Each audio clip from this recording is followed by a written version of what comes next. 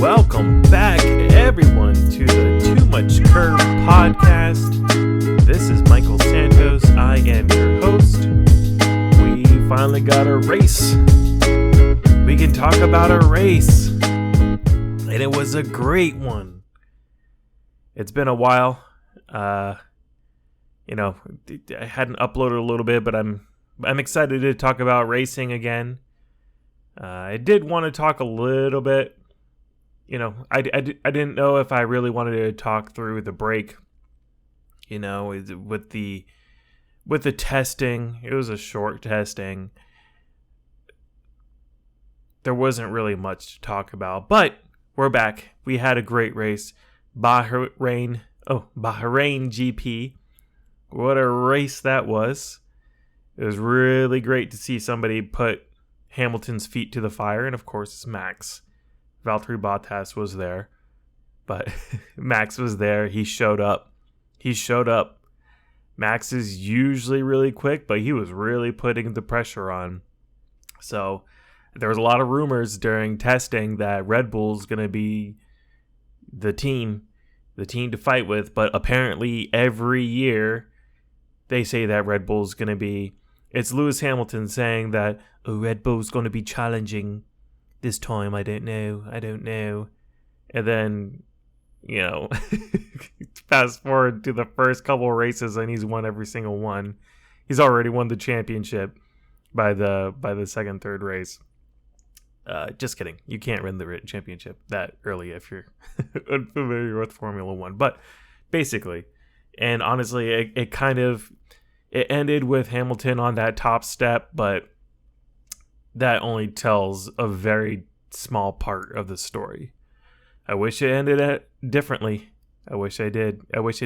Max should have had it, but that wide overtake and giving him that position back really killed the momentum. And, actually, while we're talking, before we get into this, let's talk about that wide overtake.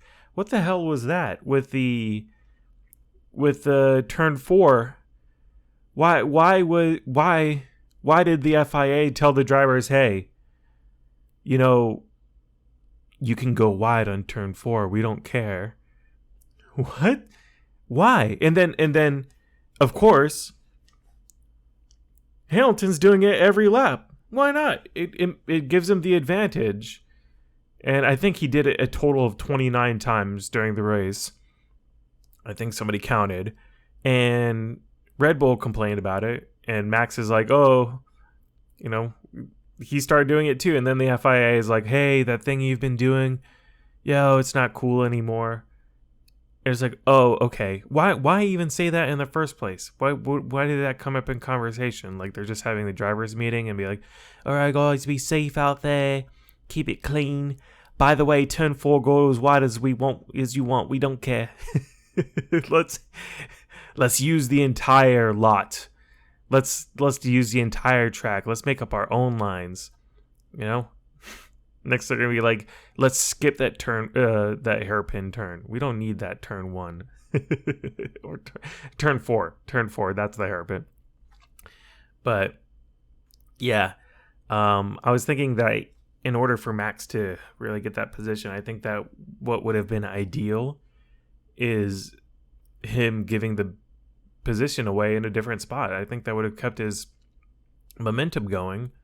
Maybe gotten a DRS pass instead. But Max afterwards said it would be an unfair way of giving the position back, which I can respect. At the same time, though, he was complaining to the team, saying that they should have left him out front, and he would have easily made a gap over the 5 seconds to give him a cushion, which I don't know about that, but drivers say this stuff all the time when at the heat of the moment, and I don't really agree with holding that things that drivers say on the radio. I don't agree with taking too much weight with that. I think that we always should take that with a grain of salt. These guys are always running high in emotion.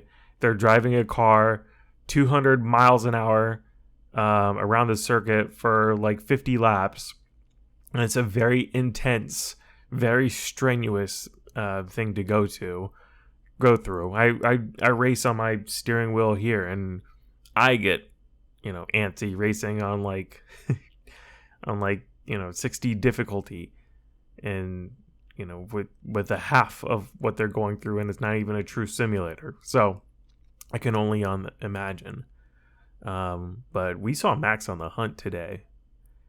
That was really cool. It was exciting to be on the edge of your seat to see a fight up front.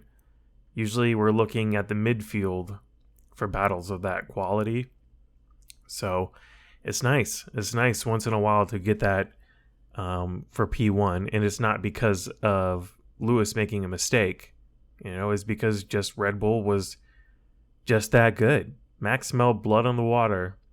He's pushing and seeing that number go down, that interval. While you hear Lewis on the radio saying, that's all I got. That's all I got. I can't go any faster. Man, that was a Xerxes moment. Seeing him bleed a little bit. He's human. Kind of. He's a little human. But Lewis staying up front definitely shows why he has the reputation that he does. And why they can pay him so much. Why he deserves that. That came up a lot when people were talking about him renewing his contract. It's like, I think that fans, if they pay enough attention and they're familiar enough with how this goes, they get it that Lewis is one of the only men in there for the job. I think there's only a couple of guys that you can put in there and be like confident that he can do the job right. And I think that Lewis is the only one that you can be like, I think Lewis has the highest chance of maintaining that. It takes something special to be a 7-time world champion. It's not just the car. People love to discredit what he's saying by it's just the car. It's we put George in there and he almost won the race. It's like, okay, winning the race is one thing. I bet you can take the vast majority of these drivers and put them in that car and win a race. You can take anybody, but it's completely different to win a championship. That is something else entirely. And it's something else even on top of that to be a multiple world champion. That is insane. Insanity. People would ask, why pay Lewis so much money when you can put in Russell or somebody else? It's like, no, man. Lewis puts in that extra amount to get the most out of the car and deliver results. Not everybody can do that. You want capable drivers? You could get 2 Valtteries. Yeah, you'll get wins. You'll get 1 and 2s, but not nearly the level that you can get like we do with Hamilton in one of those seats. And especially, if you didn't have Hamilton in that seat, let's say that Valtteri was the lead driver and there was somebody who was like a little worse than him or on his level as the second driver, you're still fighting with Max. Max has that edge that Lewis Hamilton. He's one of the few drivers that do at least enough to get the wins and to get the results and to get that drive and who has the talent. Getting into a championship, we'll see when he does that. But yeah, you got to have somebody like Hamilton in that seat, and I think he's proved time and time again that he is more than getting his pay. He I don't know what the debates were like behind the scenes with Mercedes, but he's still got a really great relationship with the team from what I can see. Obviously, you never know. Behind the scenes, maybe Toto and Lewis hate each other. I highly doubt it, but you never know. Yeah. So hopefully this means that we have more of a fight on our hands throughout the rest of the season.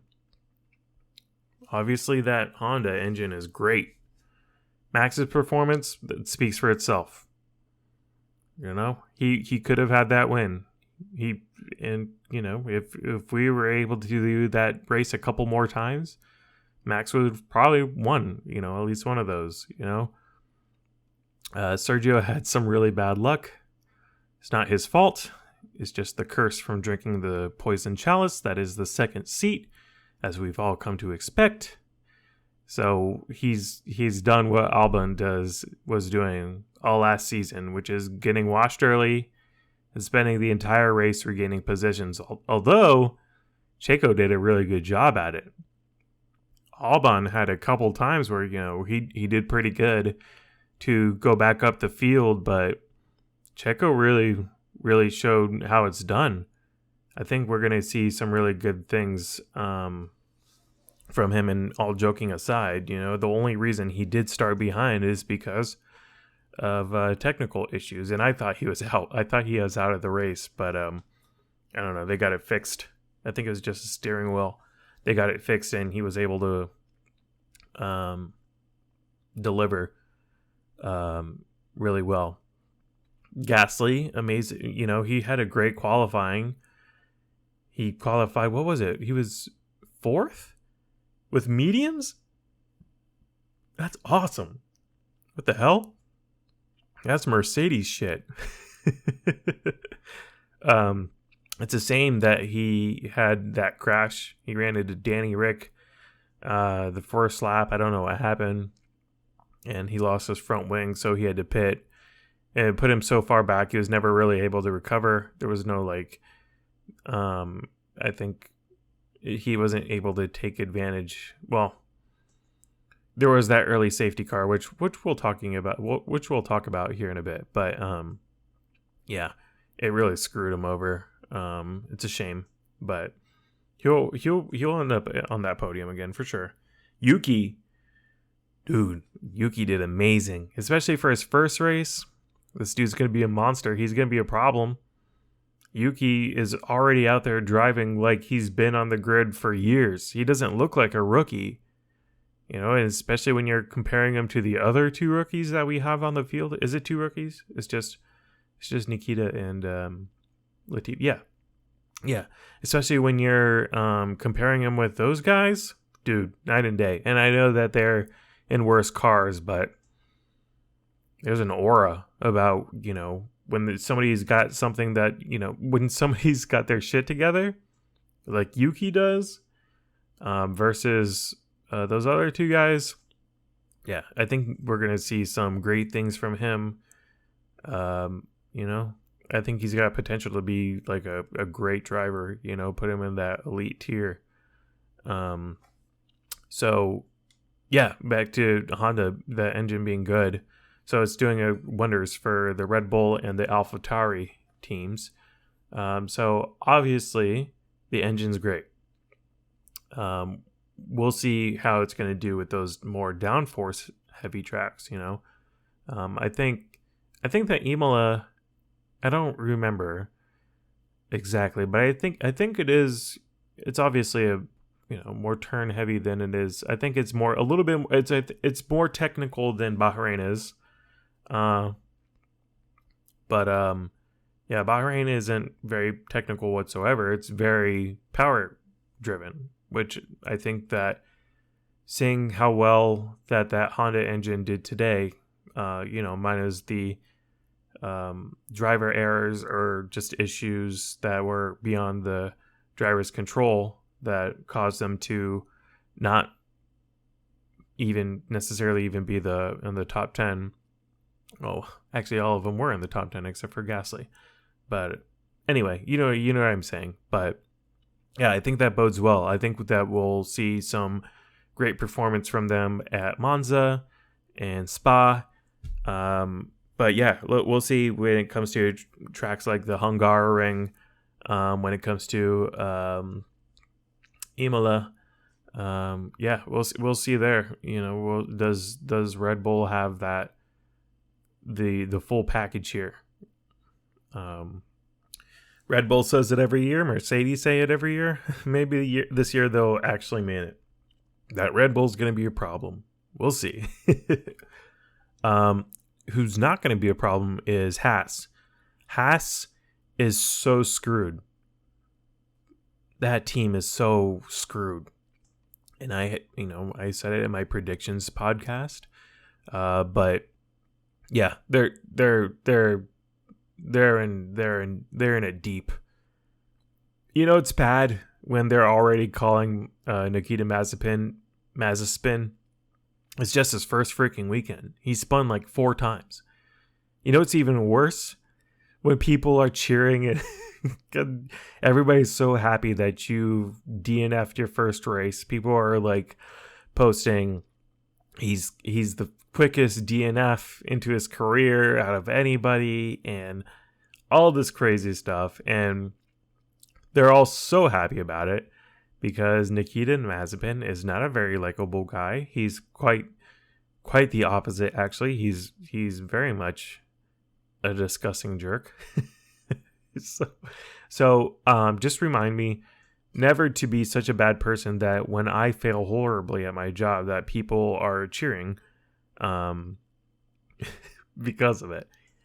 That was really bad. And he messed up those quali laps, overtaking on the out lap, which his engineer said was okay, which, shame on him too. But it's a gentleman's agreement. I guess it's not technically against the rules, but it's not something you're supposed to do.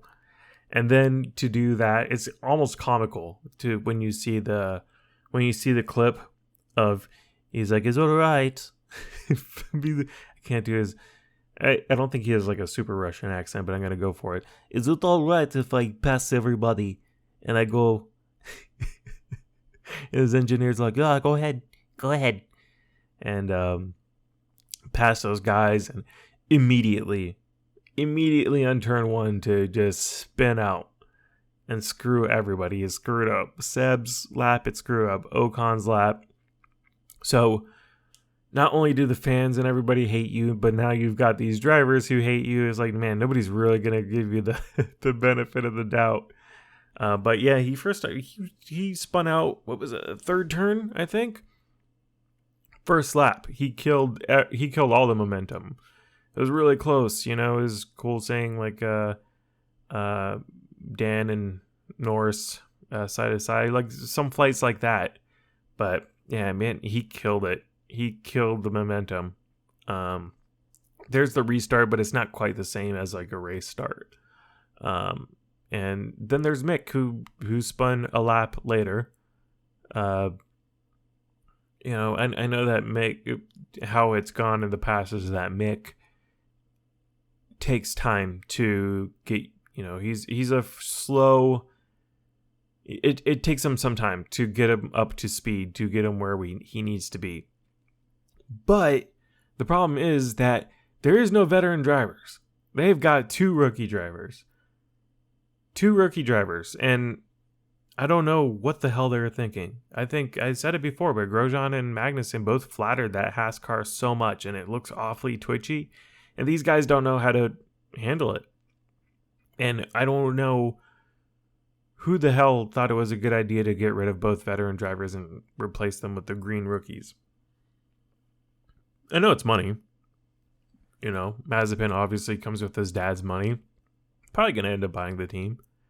And Mick, as you could see from Drive to Survive, it was because of a sponsorship that they really wanted that German sponsor, 1&1, to join in, which they did. Good for them.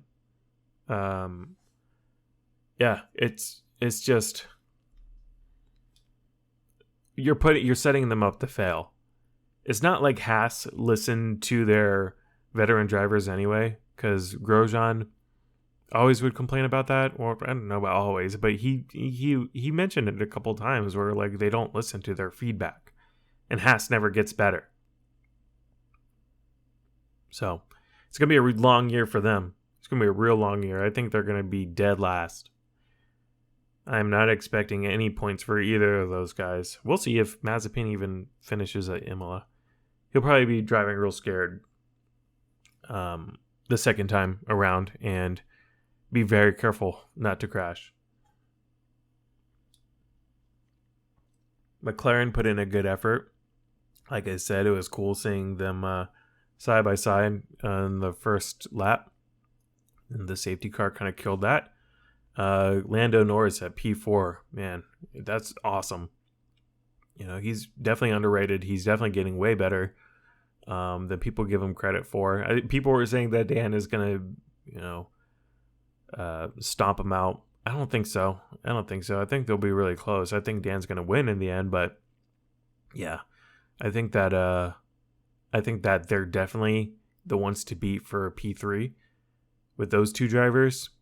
I think them and Ferrari are going to be the ones fighting for P3, and a lot of people don't think Ferrari, but I don't know. I think that with Sainz behind the wheel and the monster that Leclerc is, and that car is definitely better than it was last year.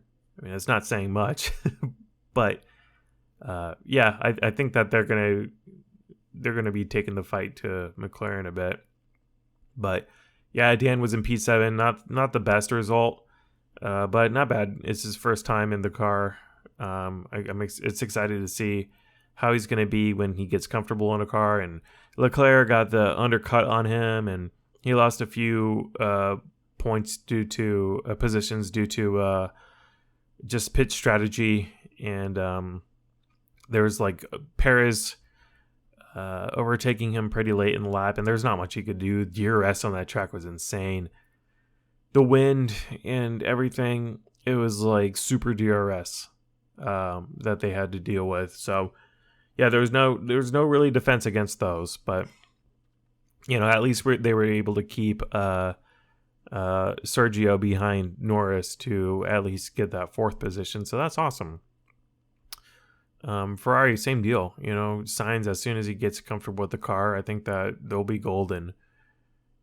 I heard after the race that there was a stat that said this is only the 6th time that both Ferraris have finished in the points since 2020. I'm like, word? That's nuts. It just goes to show like how hard it was last year, for them. But that being said, and I'm going to say something I hope I'm wrong on and probably make people upset, but I'm starting to think that Ferrari did well to let Seb go. It sucks to say because I know he's got a huge fan base. He's a hero to a lot of these guys, but I don't know. He seems washed to me. I don't think he's got it anymore. The way that Ferrari let him go was not cool. The way that they treated him after, yeah, that was messed up. But in general, with Seb not being in the seat, yeah, that's a great call. Sainz is definitely a way better fit. I think that Sainz is already I think he's already starting to be comfortable in a car in a way that on a level I don't think Seb was really got to last year, or at least already pretty close. Closer than I even thought, at least. Sebastian, he was screwed over in qualifying. Yeah, sure, absolutely. And he had some great racing today. He had some great moments. He kept the same tires for a long time and still was racing Fernando and Sainz. He had his tires on for like 25 laps. They went for one-stop strategy. Everybody else really went for a two-stop. Surprised by that. I feel like they didn't have the faith in Vettel to carry it through, but people are saying that they think that they might have kept him out to keep these guys behind Stroll busy so he can finish in the points. That crash on Ocon though, oof.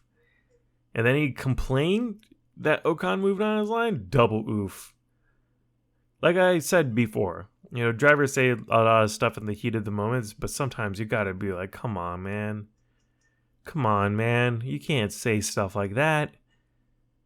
It's so obvious. Come on. He's a 4-time world champion. He's been in this sport for a very long time.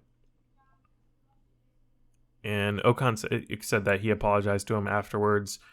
So, I guess all good. It's all good, but damn. That was that was not the best luck for Seb. And speaking of Seb, Aston Martin are not looking hot. They don't have it. They don't have it this year.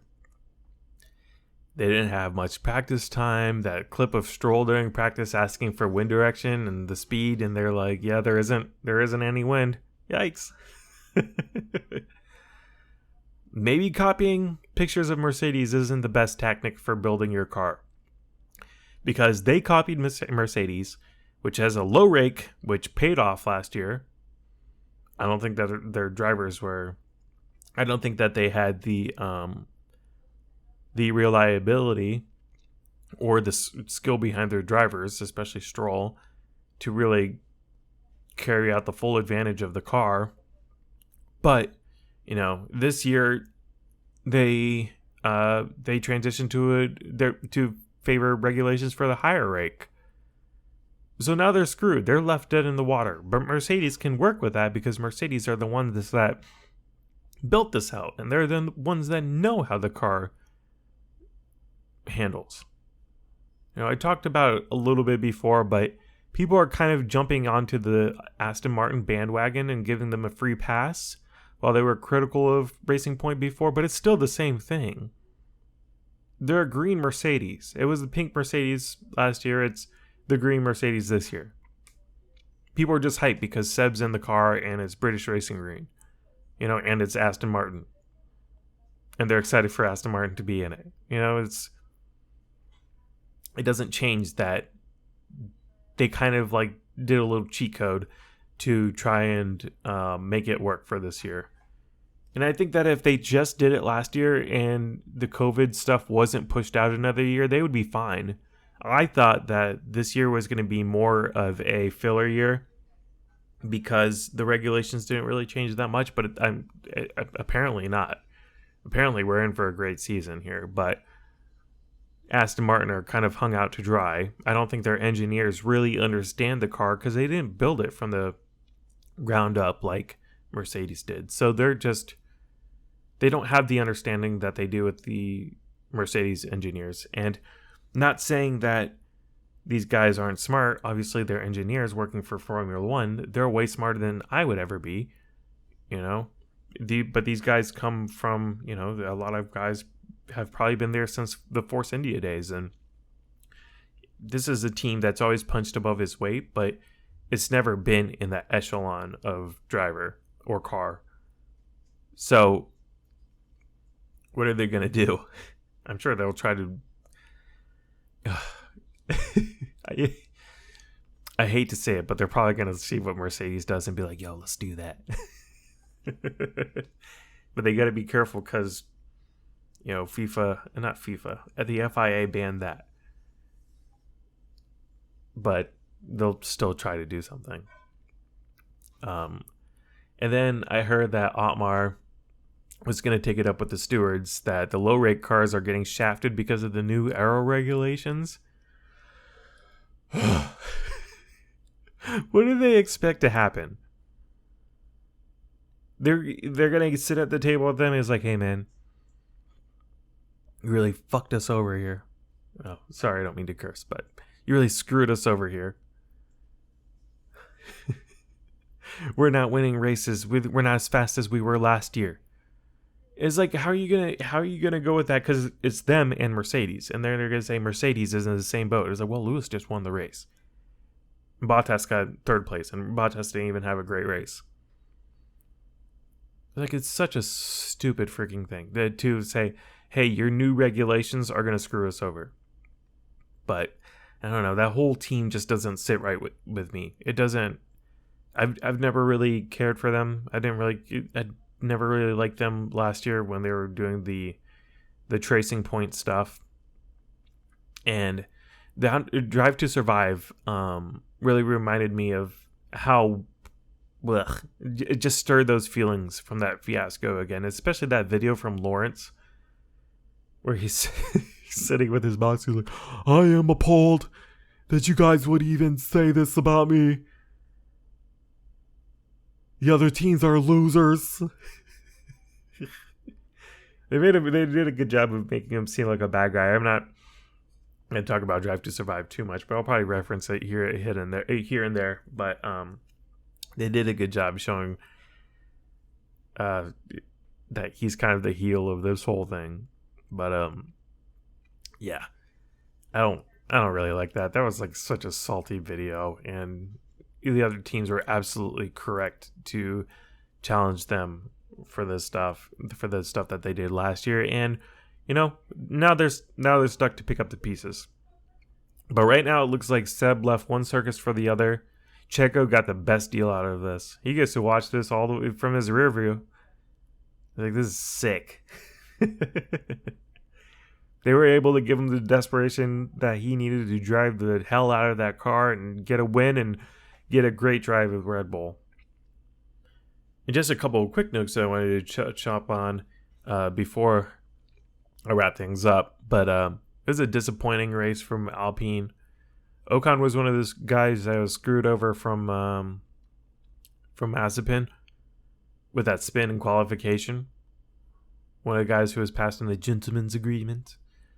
But he didn't really improve on his race that much. He finished 13th, which is I think he started 16th, if I'm not mistaken. But yeah, it was cool to see Alonso race. It's the first time I've ever seen him really race. I've only seen him from Drive to Survive and what other people said and just clips here and there or whatever. But he's aggressive, man. He's aggressive. I can see why people like him.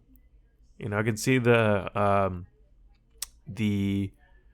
talent that these guys that say that he has. I like seeing that. It's a shame that his race ended so early, but he's going to be the bread and butter of that team. He's absolutely going to stomp the hell out of Ocon. I'm sorry to say it. Ocon's cool. Ocon's great. But he's not that popular of a driver. He's not off to a great start, and yeah, he doesn't have like a big social media presence, and he doesn't have a big personality. I don't think that helps. I think that's very important in Formula One. I think that him and Giovinazzi kind of suffer from that the most out of anybody. Kimi, it's his thing, and he's got a benefit of that he's a great driver. He's a world champion. He's been there for a long time. It doesn't work for those guys. It's Kimi's thing to not be care for social media or the press or anything. Can't be everybody's thing. But yeah. Also Alfa Romeo with a 11-12 finish. That was great. Good to see them improve and go up from last year. We should see some points from them this year for sure. I think that they've definitely cleared that step between Haas and Williams. I don't think that they're going to necessarily be backmarker teams as much as they're going to be lower midfield. I think that probably they're going to be fighting with, as much as I hate to say it, Alpine the most. I would say AlphaTauri too, probably, maybe here and there. But yeah, I think that Alpine is going to be the one for them to fight. Actually, and Aston Martin, if they keep going down the track that they're going down. But yeah. So the next race isn't for another 3 weeks. I think I got spoiled from last year because all of the races were like double headers, triple headers. But it's okay. It's cool. I was going to talk a little bit about Drive to Survive, but honestly, I don't have as much to talk about as I thought I was going to. I heard that they were limited by COVID with, where they can go and the interviews that they could do and how much coverage they can get. They showed Monza, 4 episodes. Over and over, they show that race. I mean, it was a very eventful race, don't get me wrong, but it was too much.